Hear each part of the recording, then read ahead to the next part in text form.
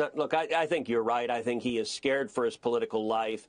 And the Democrats today are a party of radical interest groups. Now, I will say one of the most important things President Trump has done recently is he has pledged that he's going to go after Antifa. And what I've been urging is follow the money, cut off the money.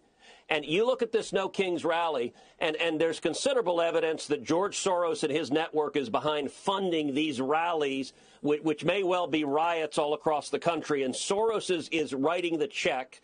And so I've introduced legislation called the Stop Funders Act that would add rioting to the list of predicate offenses for RICO. Why is that? Because it would let the Department of Justice use RICO, racketeering, to prosecute the money that is funding the anti-Semitic protests on campuses, the pro-open border protest in L.A. and other cities, and these No King protests. Anyone that is supporting rioting and violence, it lets you go after the money.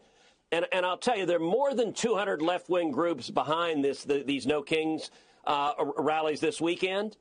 They deliberately are blind to what each of the others are doing. That's part of how they avoid accountability.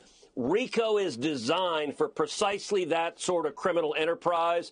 And so I believe the Senate, we ought to take up and vote on and pass our Stop Funders legislation. And I've urged both Pam Bondi at DOJ and Kash Patel at FBI, follow the money and prosecute those who are writing checks funding acts of violence, political violence or otherwise, across the country.